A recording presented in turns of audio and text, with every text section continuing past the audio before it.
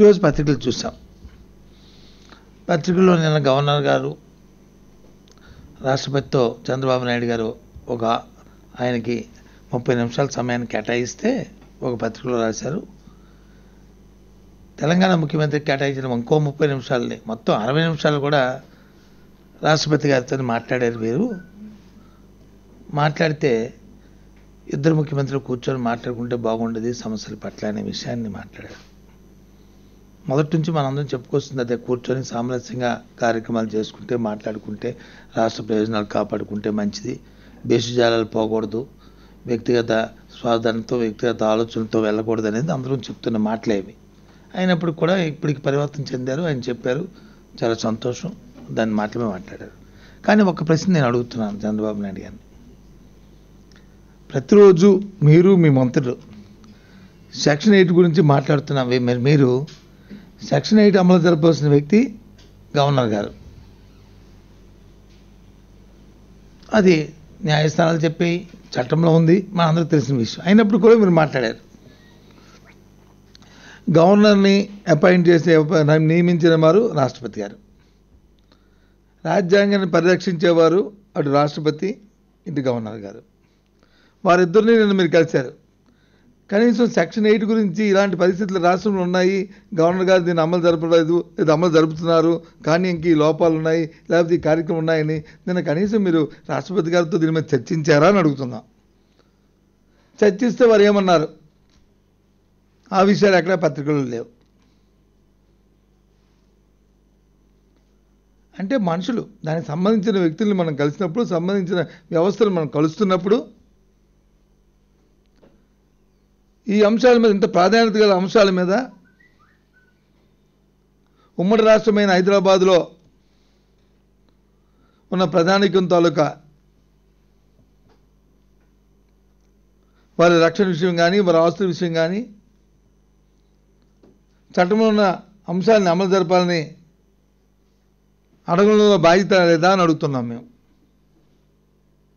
మరి రోజు ఎందుకంటే ప్రెస్ మీట్లు పెట్టి చెప్పడం? నిన్న ఉదయం కూడా కొంతమంది మంత్రులు మాట్లాడారు, ఇది అమలు జరపట్లేదు, అమలు జరపాలి అని చెప్పని. సాక్షాత్తు అమలు జరపాల్సిన వ్యక్తి గవర్నర్ గారు మీ ముందున్నప్పుడు,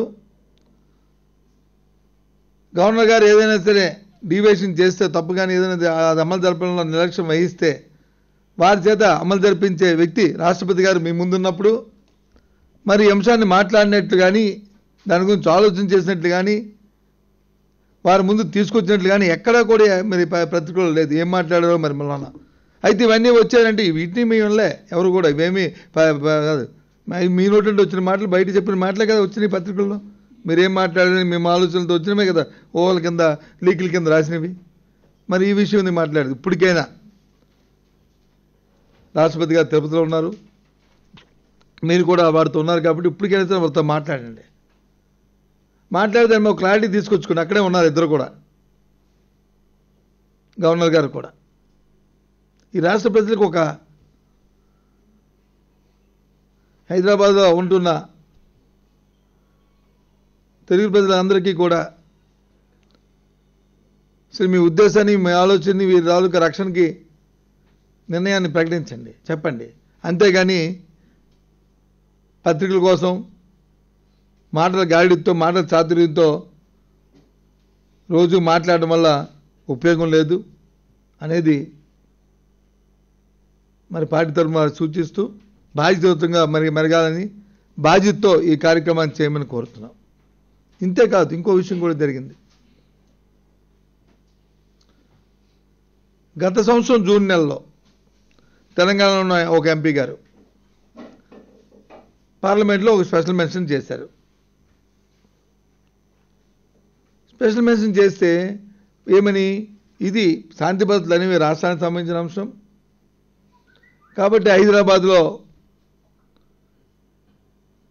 ఈ అంశం మీద మరి కేంద్రం వచ్చి సెక్షన్ 8 ఇంప్లిమెంట్ చేస్తే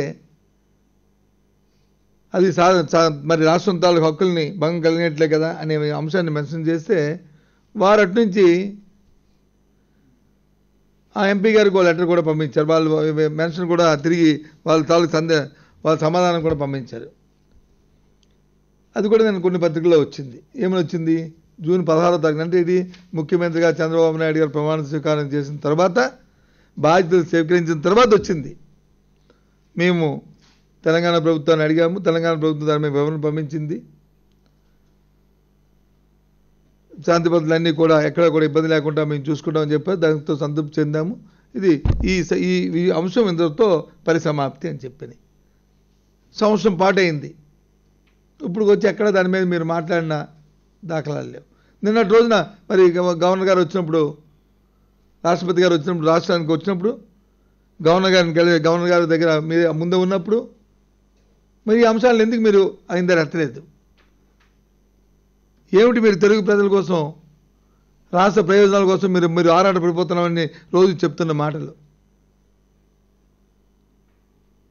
ఎంతసేపు మాకు వచ్చి నోటీసులు ఇస్తే నెత్తిన పాలు పోసుకుంటామని?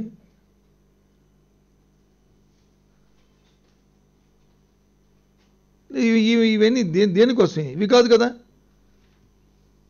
భారత రాష్ట్రపతి గారు మన రాష్ట్రానికి వచ్చినప్పుడు మన రాష్ట్రం తాలూకా సమస్యలు ఏమైనా ఉంటే ఆయన ముందు చేసుకుని ఒక గంట, అరగంట కాదు, గంట సమయం మీకు దొరికినప్పుడు ఈరోజు రాష్ట్రంలో ఉన్న పరిస్థితుల్ని,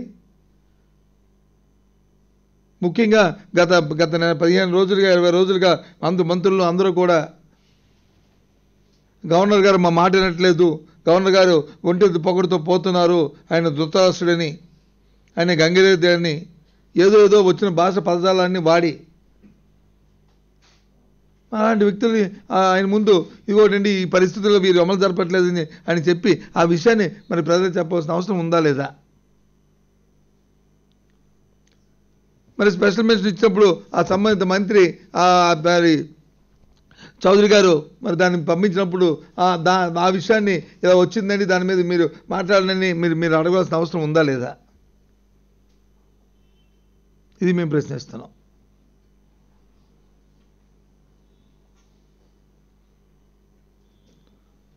ఇక 3 రోజుల కిందట రాష్ట్రంలో మేము 10 సార్లు చెప్తే రాష్ట్ర ప్రజలు ఇబ్బంది పడుతున్నారంటే, రైతాంగం ఇబ్బంది పడుతున్నారంటే అట్టికాలకి ఎస్ఎల్బిబిసి మీటింగ్ పెట్టారు. స్టేట్ లెవెల్ బ్యాంకర్స్ మీటింగ్ని ఏర్పాటు చేయడం జరిగింది. ప్రతి సంవత్సరం స్టేట్ లెవెల్ బ్యాంకర్స్ మీటింగ్ పెట్టినప్పుడు మన టార్గెట్స్ మనం ఫిక్స్ అప్ అవుతాయి. గత సంవత్సరం టార్గెట్స్, ఈ సంవత్సరం వాతావరణ పరిస్థితులు, ఎంతవరకు మనం క్రాప్ వేస్తాము, పంటలు వేస్తాము, ఆ పంటలకు తగ్గట్టు మరి దానికి అయిన వ్యయాన్ని బేరీజ్ వేసుకొని స్కేల్ ఆఫ్ ఫైనాన్స్ని ఫిక్స్ చేస్తారు. ఏ పంటకి ఎంత ఇవ్వాలనేది అందులో నిర్ణయిస్తారు. ఏ పంటకి ఎంత ఇవ్వాలనేది మన రాష్ట్ర ప్రభుత్వం నిర్ణయం తీసుకుంది ఆ బ్యాంకర్స్తో కలిసి. గత సంవత్సరం ఎంత ఇచ్చామో అదే ఇవ్వండి చాలు, మాకు ఎక్కువ అక్కర్లేదు అని. ఎందుకంటే చంద్రబాబు నాయుడు గారికి వ్యవసాయం అంటే ఆయనకు తెలుసు, వ్యవసాయం మీద ఊరికి చెప్తారు తప్ప వ్యవసాయం శుద్ధ దండగా, వ్యవసాయం చేయాలి ఉపయోగం లేదు, బ్యాంకుల నుంచి రైతు అప్పులు తీసుకుంటే అప్పులు పాలైపోతారు, పంట వేసుకోవడం కంటే ఖాళీగా ఉంచుకుంటేనే బెటరు అని ఇలాంటి ఆలోచనలు ఉన్న వ్యక్తి ఎవరు ఉన్నారంటే రాష్ట్రంలో నాయకత్వంలో చంద్రబాబు నాయుడు గారు. ఇది నేనేదో మొత్తం చెప్తున్న మాటలు కాదు. గత జరిగిన పరిపాలనలో తెలియనప్పుడు కానీ, ఆయన మాట్లాడిన పదజాలను కానీ, ఆయన రైతుల పట్ల మాట్లాడుతున్న భాషను కానీ చూస్తే అవుతుంది. దానికి ఉదాహరణ ఇలాంటి సాక్ష్యాలు కూడా.